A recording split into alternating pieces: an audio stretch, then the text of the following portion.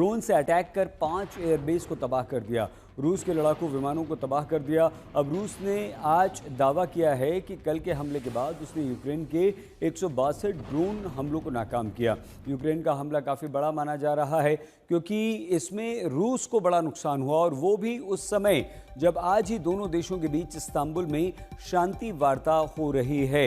अब देखिए, 117 ड्रोन से रूस ने हमला किया और 162 यूक्रेनी ड्रोन्स को मार गिराने का रूस ने यहां पर दावा भी किया, लेकिन ये अभी तक का यूक्रेन का रूस पर सबसे बड़ा हमला था। अब रूस के 5 एयरबेस को तबाह करने का दावा यूक्रेन ने किया है और रूस की तरफ से कहा गया है, राजधानी मॉस्को से आधिकारिक बयान आया कि हम बदला जरूर लेंगे। 40 से ज्यादा लड़ाकू विमानों को तबाह कर दिया गया है और रूस ये कह रहा है कि नहीं, हमने तो यूक्रेन ने हमला जरूर किया लेकिन उसके हमलों को हमने नाकाम कर दिया। Tu-95, Tu-22 जैसे विमान, शक्तिशाली विमान तबाह किए गए। खार्किव में यूक्रेन के ठिकानों पर रूस ने भी अटैक यानी कि हमला करने का दावा किया है। जासूसी विमान को भी यूक्रेन ने नुकसान पहुंचाया है। यूक्रेन के हथियार डिपो हमने तबाह किए हैं। दोनों एक दूसरे पर आरोप लगा रहे हैं, लेकिन ये युद्ध जो है वो काफ़ी तेज़ हो गया है और यूक्रेन का ये जो हमला था ये तो बहुत बड़ा हमला था। इतना बड़ा हमला पहली बार यूक्रेन ने कहा और यूक्रेन ने कहा कि हमारी 1 साल की तैयारियों का परिणाम है। हमने तैयारी की, रूस के सारे एयरबेसेस को निशाना बनाया और उसके विमानों को नष्ट किया। ये रूस की यूक्रेन पर बदले की अब कार्रवाई का समय है। रूस ने दावा किया कि उसके रॉकेट्स ने खार्किव इलाके में यूक्रेन के हथियार डिपों को तबाह कर दिया है। यूक्रेन और रूस के युद्ध में पिछले 3 वर्षों में ऐसा भयानक हमला कभी नहीं हुआ था जो एक दिन पहले यूक्रेन ने रूस पर किया। एक साथ रूस के उत्तर से लेकर दक्षिण तक यूक्रेन के रूसी सैन्य ठिकानों पर यह खतरनाक ड्रोन अटैक किया है और एक ही दिन में रूस के कम से कम 40 बॉम्बर विमानों को मार गिराया है। खतरनाक कर दिया, मार गिराया मतलब उन्हें तबाह बर्बाद कर दिया है। रूस के ऊपर यूक्रेन के इस अटैक में उतने लोग तो नहीं मारे गए, लेकिन हमले की गंभीरता को देखते हुए रूस पर पर्ल हार्बर अटैक माना जा रहा है। मतलब जापान ने अचानक से जिस तरह से बॉम्ब बरसाए थे, अब यूक्रेन ने ड्रोन से यहाँ पर हमला किया है और अमेरिका को पता भी नहीं चला था जब पर्ल हार्बर पर हमला हुआ था। रूस भी दुश्मन के हमले से एकदम हैरान है, परेशान है कि आखिर इतना बड़ा हमला कैसे कर दिया। 7 दिसंबर 1941 को पर्ल हार्बर पर यह हमला हुआ था और 1 जून 2025 को यानी कि कल यह अटैक हुआ और बदले में अमेरिका ने जापान पर एटॉम बम गिराए थे। हिरोशिमा, नागासाकी आपको याद होगा। रूस के बड़े बदले की आशंका है। ये कहा जा रहा है कि रूस एक बहुत बड़ा बदला लेने जा रहा है।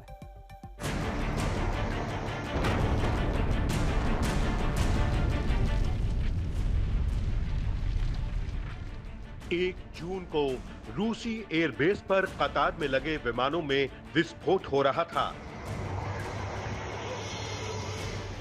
दूर स्क्रीन पर बैठा हमलावर सटीक हमले के नजारे देख रहा था। रूसी सेना के एयरबेस उत्तर से दक्षिण तक धुआं-धुआं हो गए थे।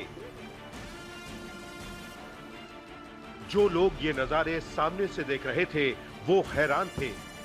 एक के बाद एक धमाके हो रहे थे और आसमान में काले सफेद धुएं का गुबार दिख रहा था। Смотрите, что творится, я не знаю даже, что это сейчас взорвалось. Это вот еще больше стало гореть раз. रूस में क्या हुआ? धमाके ही धमाके। यूक्रेन ने रूस पर ऐसा हमला किया कि रूसी जमीन पर धमाकों का मंजर मुल्क की सरहद पर दूर उत्तर से लेकर दक्षिण तक फैला हुआ था।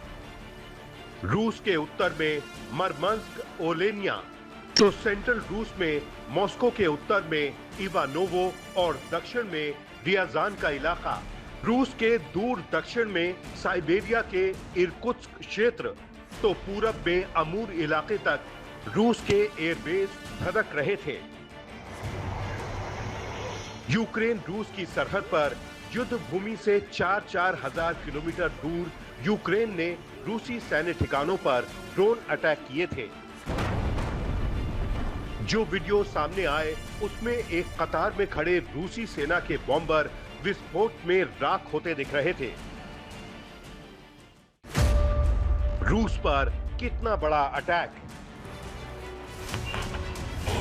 रूस यूक्रेन में मिसाइलों, रॉकेट्स और टैंक के बारूद की जंग पिछले 3 साल से चल रही है, लेकिन आसमान से इतने बड़े पैमाने पर ड्रोन अटैक पहली बार हुआ, जिसमें यूक्रेन ने दावा किया कि रूसी एयरबेस और हवाई अड्डों पर रूसी सेना के Tu-95 और Tu-22M बॉम्बर्स के साथ A-50 नाम का $3.5 करोड़ का अवॉक्स विमान खाक हो गया है।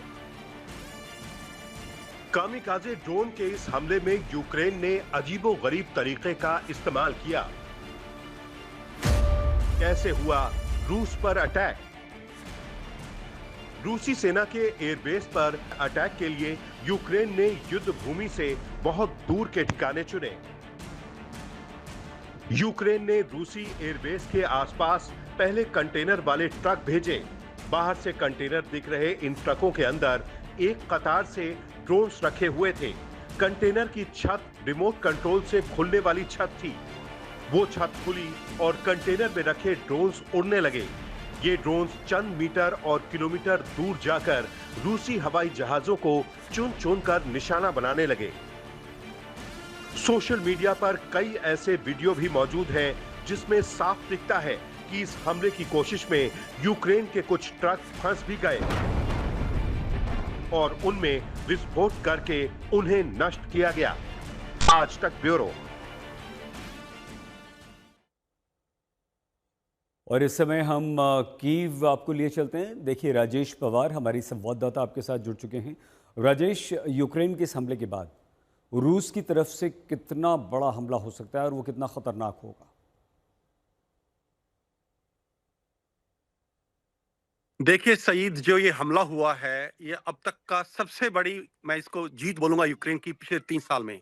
जितना उन्होंने एक प्रकार से सरप्राइज अचीव किया है और जिस तरह का नुकसान उन्होंने पहुंचाया है, ऐसा माना जा रहा था कि रूस ने ये जो स्ट्रेटेजिक बॉम्बर्स हैं, Tu-22 मार्क 3, ये स्ट्रेटेजिक बॉम्बर्स हैं जो बहुत भारी बमबारी के लिए इस्तेमाल किए जाते हैं। इनको कुछ दिन पहले ही इस बेस पर मूव किया था ताकि वहां उनको वो कंसंट्रेट कर सके, उनको तैयारी कर सके। ऐसा माना जा रहा था कि रूस एक बहुत बड़ा हमला प्लान कर रहा था यूक्रेन के ऊपर, और उससे पहले कि वो ये हमला कर जी। पाता, यूक्रेन ने ये इतना बड़ा स्टंट जो पुल ऑफ किया है, जिसमें उन्होंने काफी सारे ये हथियार डिस्ट्रॉय कर दिए हैं। और मैं आपको बताना चाहता हूं कि जो ये जहाज हैं, इनको दोबारा ऑपरेशनल करना या दोबारा इनको मैन्युफैक्चर करना रूस के लिए इतना आसान नहीं होगा।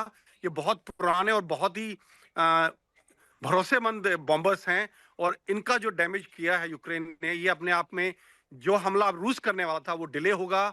कब होगा ये कहना मुश्किल है, लेकिन ऐसा माना जा रहा है कि रूस का जो रिस्पॉन्स होगा वो काफी भयानक होगा और काफी तबाही बरपाने वाला होगा, ऐसा माना जा रहा है। लेकिन अभी ये देखना जी। बाकी है कि रूस क्या करेगा। सईद, और जो इस दोनों के बीच सीज फायर को लेकर बातचीत चल रही है, इस हमले के बाद डिरेल होगी, उस पर असर पड़ सकता है राजेश? देखिए सईद, मेरा मानना है कि सीज फायर, ये मेरी अपनी पर्सनल राय है कि ये सीज फायर की जो बातचीत है, ये महज एक ड्रामा चल रहा है। जो यूक्रेन प्रोलॉन्ग करना चाहता है, वो किसी भी हालत में किसी समझौते के लिए तैयार नहीं होगा। उन्होंने बोला है कि पहले आप हमें अपनी प्लानिंग दीजिए कि आप किन मुद्दों पे बात करने वाले हैं, आपकी प्लान में क्या है, उसके बाद हम फैसला करेंगे कि अपना डेलीगेट वहां भेजें या नहीं भेजें। तो मुझे नहीं लगता कि पीस प्रोसेस कहीं आगे बढ़ने वाली है जब तक कि खुद उसमें अमेरिका और प्रेसिडेंट ट्रंप डायरेक्टली इन्वॉल्व नहीं होंगे।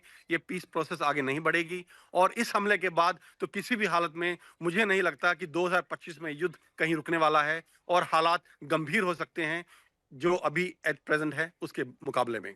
सईद, बिल्कुल ठीक। बहुत धन्यवाद राजेश पवार हमारे संवाददाता कीव से।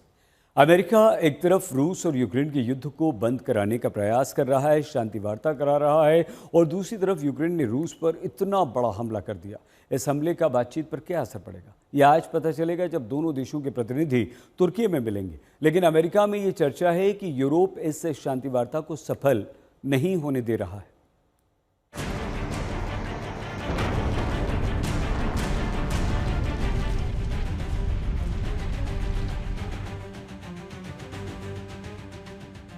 रूसी सेना की एयरबेस पर 1 जून का हमला यूक्रेन की ओर से ऐसे मौके पर किया गया हमला है जिससे दोनों देशों के बीच 3 साल से चल रही लड़ाई के थमने के आसार खत्म होते दिख रहे हैं। रूस का प्रतिनिधिमंडल यूक्रेनी टीम से बातचीत करने के लिए इस्तांबुल में थी। उधर यूक्रेन की सेना के ड्रोन्स रूस के विमानों पर कयामत का कहर ढा रहे थे। बावजूद इसके यूक्रेन उम्मीद जता रहा था कि इस्तांबुल में रूस से उनकी बातचीत में उनकी शर्तें मान ली जाएंगी। यूक्रेनी राष्ट्रपति जेलेंस्की ने इस बार की बातचीत से पहले 3 शर्तें लिखी। जेलेंस्की ने लिखा कि पहले तो सीज फायर पूरी तरह हो और बिना किसी शर्त के हो। दूसरा, यूक्रेन के बंदियों को रिहा करना होगा। तीसरा, यूक्रेन के अगवा बच्चों को रिहा करना होगा, तभी सीज फायर हो सकेगा। दूसरी तरफ पुतिन ने कहा कि सीज फायर तभी होगा जब यूक्रेन नाटो से दूर रहेगा और रूस के दावे वाले 4 यूक्रेनी क्षेत्रों से अपने सैनिक वापस बुला लेगा। इन शर्तों पर क्या बात होती है ये इस्तांबुल में पता चलेगा, लेकिन अमेरिका की ओर से इस शांति वार्ता को लेकर बहुत ज्यादा उम्मीदें नहीं जताई जा रही हैं। अमेरिका का रुख है कि नाटो में यूक्रेन की सदस्यता को लेकर रूस की ओर से जताई जा रही चिंता जायज है और अगर अमेरिका के इस रुख के साथ इस्तांबुल में बातचीत होती है तभी इस शांति वार्ता के कामयाब होने के आसार हैं, वरना यूक्रेन ने जो हमले किए हैं उसका रूसी पलटवार अभी बाकी है। आज तक ब्यूरो। एक तरफ दोनों देशों के बीच युद्ध चल रहा है, एक दूसरे पर दोनों हमले तेज कर रहे हैं और इसी बीच करीब घंटे भर बाद तुर्की के इस्तांबुल में शांति वार्ता होने जा रही है। अब ऐसे में इस शांति वार्ता पर कितना भरोसा किया जाए या क्या दोनों देश इस शांति वार्ता के लिए तैयार होंगे? इतना बड़ा हमला यूक्रेन ने अगर रूस पर किया है तो क्या उसका असर इस पर नहीं पड़ेगा?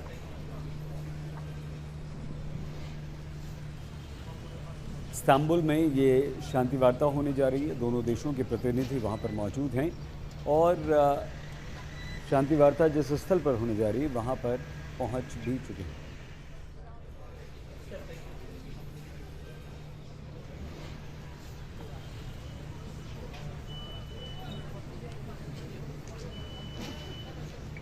रूस यूक्रेन युद्ध में अभी तक का सबसे बड़ा यूक्रेन ने रूस पर हमला किया है और उसके लड़ाकू बॉम्बर 40 से अधिक विमानों को नष्ट कर दिया है। कई सारे एयरबेस हैं उन्हें भी नष्ट कर दिया गया है और ये ड्रोन पर हमला किया गया। हालांकि रूस ने दावा किया कि हमने 170 ड्रोन्स जो हैं वो मार गिराए हैं। ये दावा रूस की तरफ से हुआ है, लेकिन यूक्रेन ने जो हमला किया वो अभी तक का रूस पर सबसे बड़ा हमला है। एयरबेस को निशाना बनाया, नुकसान पहुंचाया और 40 से अधिक रूस के लड़ाकू बॉम्बर विमानों को मार गिराया है। अब देखिए, ये एक तरफ तो यूक्रेन ने रूस पर भयंकर ड्रोन से हमला कर दिया है, उधर इस्तांबुल तुर्की की राजधानी में बस थोड़ी देर में लगभग 1 घंटे बाद शांति वार्ता शुरू हो रही है। रूस और यूक्रेन के प्रतिनिधि वहां पर पहुंच चुके हैं, प्रतिनिधिमंडल जो है वो पहुंच चुका है और यूक्रेनी हथियार डिपो को नष्ट करने का रूस ने वहां पर दावा किया है।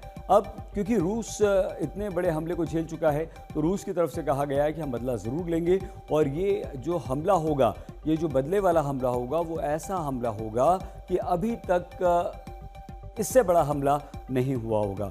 और इसकी हम इसलिए भी बात कर सकते हैं क्योंकि आप अंदाज़ा लगाइए, यूक्रेन ने अभी तक का सबसे बड़ा हमला किया है।